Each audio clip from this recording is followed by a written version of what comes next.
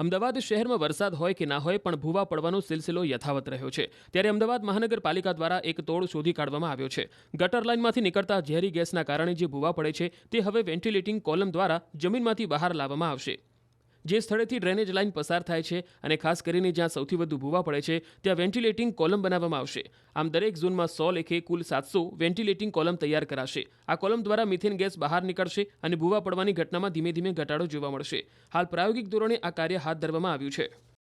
મહાનગરની અંદર ડ્રેનેજ લાઇનની અંદરથી જ્યારે જે ગેસ દુર્ગંધ થતો ઉત્પન્ન થાય છે, પરિણામે ગેસની જગ્યા ન મળવાથી વાયુ પ્રેશરને કારણે ઘણી જગ્યાએ આ ભૂવા પડવાની ઘટના જોવા મળતી હોય છે। મહાનગરપાલિકાની અંદર જે ડ્રેનેજ સિસ્ટમ છે તેના ઉપર વેન્ટિલેટર પોલ ઊભા કરવામાં આવે, પરિણામે આ પોલમાંથી વાયુ સીધા વાતાવરણની અંદર ભરી જાય છે અને નીચે ડ્રેનેજ લાઇન પર એનું પ્રેશર થતું નથી। પરિણામે એ ભૂવાની સમસ્યામાંથી પણ છુટકારો મળશે અને ત્યાં ગટરની અંદર ડ્રેનેજ ઉત્પન્ન થતા જે વાયુ છે એ વાતાવરણમાં પણ ભરી જશે।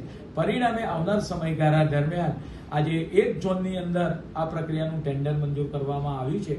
આવનાર સમયગાળા દરમિયાન તમામ ઝોનોની અંદર વેન્ટિલેટર પોલ ઊભા કરવામાં આવશે।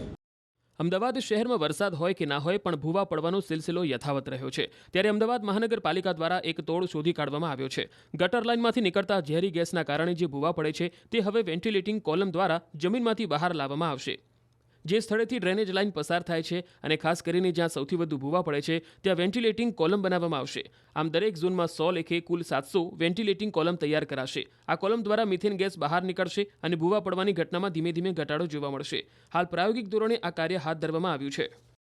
મહાનગરની અંદર ડ્રેનેજ લાઇનની અંદરથી જ્યારે જે ગેસ દુર્ગંધ થતો ઉત્પન્ન થાય છે, પરિણામે ગેસની જગ્યા ન મળવાથી વાયુ પ્રેશરને કારણે ઘણી જગ્યાએ આ ભૂવા પડવાની ઘટના જોવા મળતી હોય છે।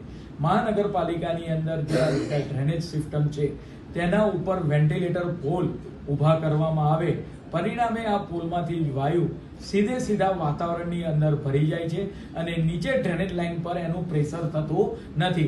પરિણામે એ ભૂવાની સમસ્યામાંથી પણ છુટકારો મળશે અને ત્યાં ગટરની અંદર ડ્રેનેજ ઉત્પન્ન થતા જે વાયુ છે એ વાતાવરણમાં પણ ભરી જશે। પરિણામે આવનાર સમયગાળા દરમિયાન આજે એક ઝોનની અંદર આ પ્રક્રિયાનું ટેન્ડર મંજૂર કરવામાં આવ્યું છે।